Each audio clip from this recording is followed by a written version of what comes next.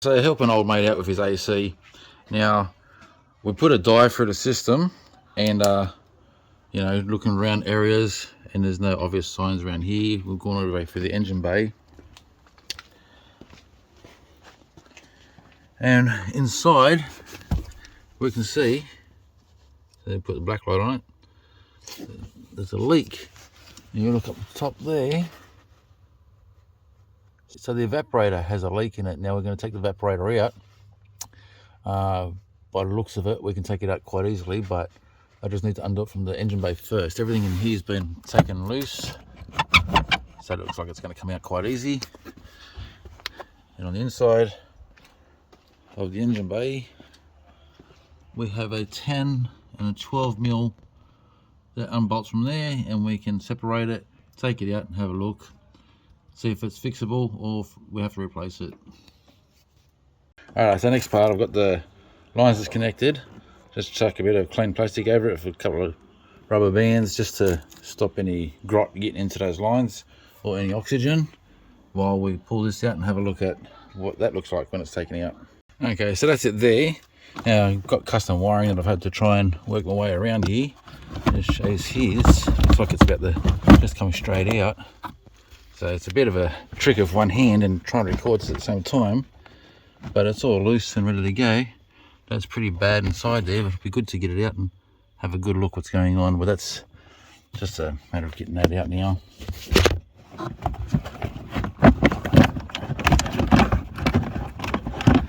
There's more of the custom wiring that's getting in my way right now.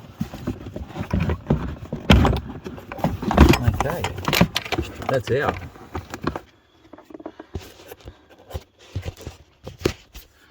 I love it when a plan comes together. Before I get into this, the TXL is going to have to be cleaned up right.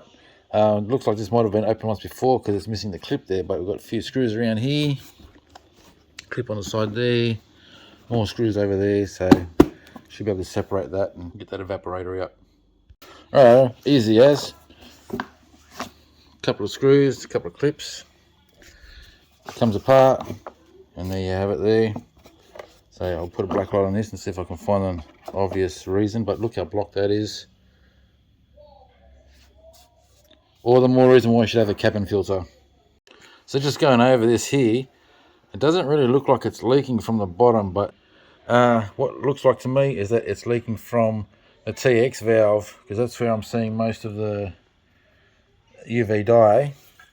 I look around everywhere else on it, it's pretty clean.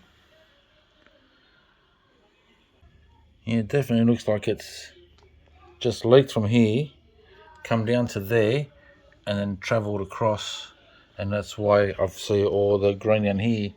It's just because the green dye's come down and has made it all wet along the bottom there, give me a an unsurety. But that there, I wouldn't have thought that would have been enough to lose gas so quickly, so I'm going to take that off anyway. And decide whether or not to put this back in or not. Right, so I've gone ahead and changed the seals in here, just these guys here, and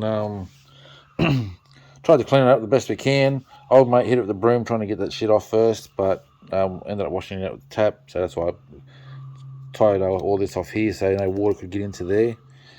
Tried to degrease it and everything the best I could, so I could see if there's any dye still showing, but not like it was around here before, but it still shows pretty bad down there. So can't get the dye out of the foam, but I should be able to see if it's going to leak from there again because I've cleaned up most of it. And we're just going to go with putting it back in and see what happens, because I can't afford a new one of these at the moment. How it became all apart before that, old mate just took everything apart that basically obstructed this to come out, and that's how we got it loose. I wasn't here when that happened, but yeah, we'll put this back together as much as it needs to be right now, just so I can recharge the system, and we'll see what happens. So old mate's ordered a new evaporator. We're going to put that in today.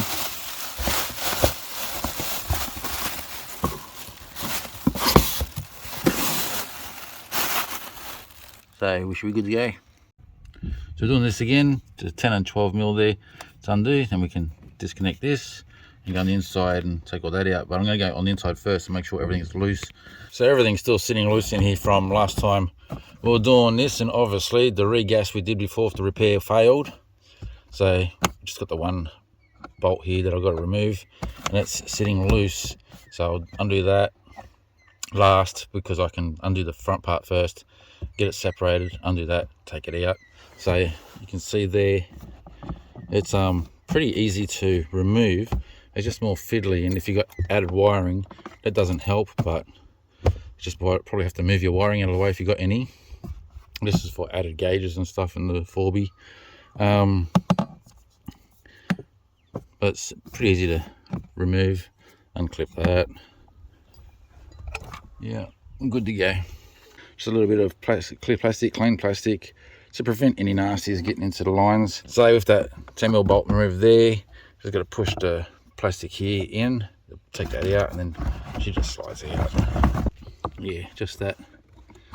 A bit of a lip there, gets caught in the plastic in the bottom, over here, and it's out. You're going to have to swap over the valve to the new ones, a couple of Allen keys, and we'll get this one off, replace the valves, or replace the seals, and swap it over. Alright, so the new one arrived, has gas in it. There's no be smoking around it because I don't know what type of gas is in there. Is it Freon? Is it propane? What's in there? I don't know. So I just need to put the valve onto the new evaporator, and we'll get this sorted. And it's going to need some seals, new seals on both sides.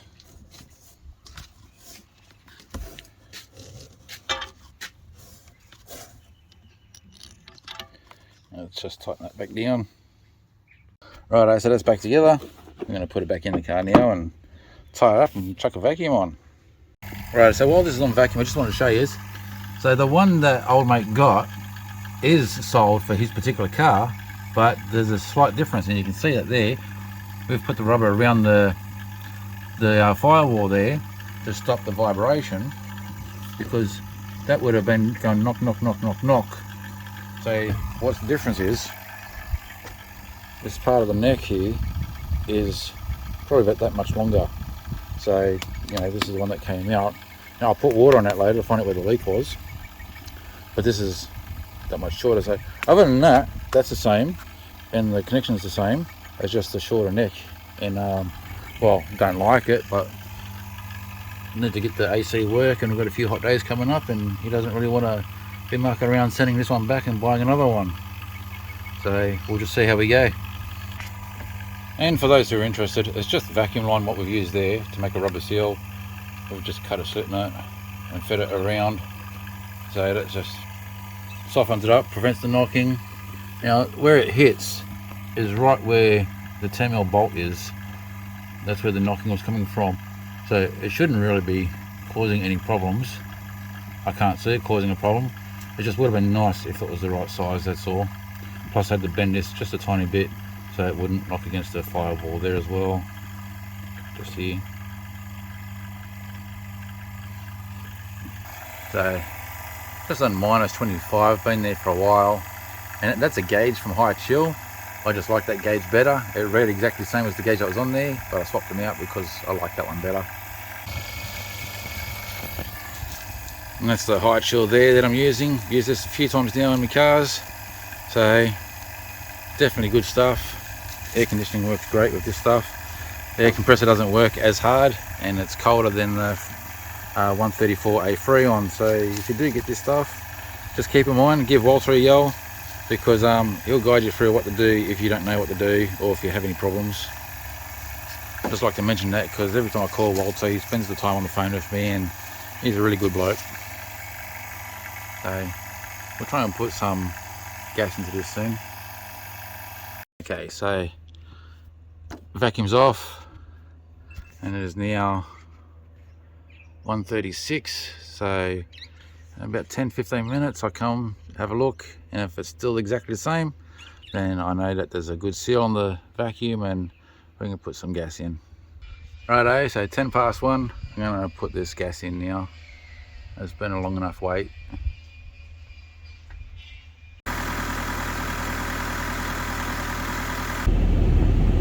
I just put the temp gauge in there, just see what it's coming out at the vents here. It's sitting perfectly on 25 outside there. Goes between just under 25 and just under 30, which is, I'm comfortable with that. I would have gone up to 35, but that's okay. I'm not going to put any more gas in the system.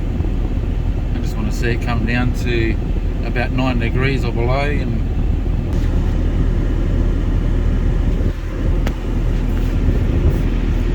okay, so that's beautiful there. Just gonna keep recording this until it cuts off to see how low it dropped before the AC cuts out.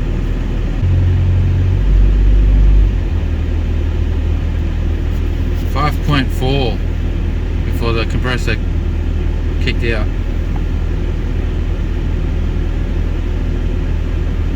How high will it come up before it kicks back in? You wouldn't want it any colder than that. Jeez, it's a fridge.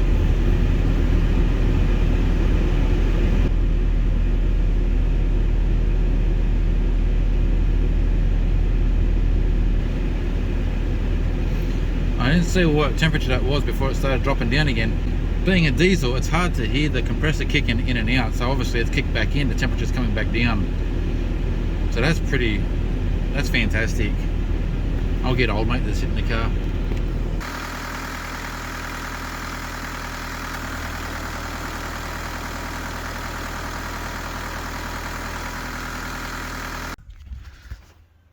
And that's where she sits when she's turned off. So now I just put everything back together. She's done. And still about 1/3 of a can left, going by weight. So a little bit more for the next job. Righto, well that's literally taken old mate about 5 minutes to put it all back together. You guys want to give us a rundown on what you did?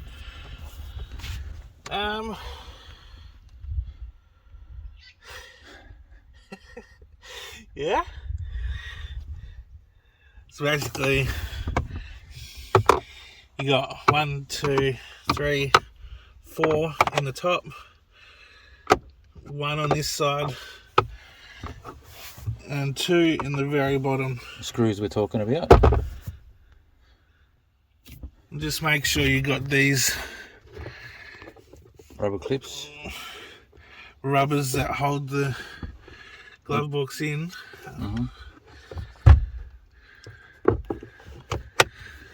So once you got that out of the way, you've got this part down here as well that comes out of the way. This part here, was that out of the way before? No, it's all one piece. I didn't have that in far enough for it to clip in. So once the glove box out of the way, you got how many bolts on the evaporator box? 3? Yeah, 1 on this side, down the bottom. And a mount up behind there. Yeah, and then 1 up top and 1 underneath. And then unplug that sensor, and the rest of it's already been captured on camera. Okay, well I was hoping that if I ran some water through it, I'd be able to find the leak. I was expecting the leak up here somewhere, but there's no water coming out anywhere from this. I'm making a lot of mess with the water over there, but I'm paying attention to the radiator itself, and or evaporator I should say, but it's going to be a radiator now. It's not leaking water from anywhere, so I can't show an obvious sign of, if you had one, where to look for the leak, because it's not leaking, not with water anyway. Anyway, that's it. AC's working, we're all happy. Till next time guys, cheers.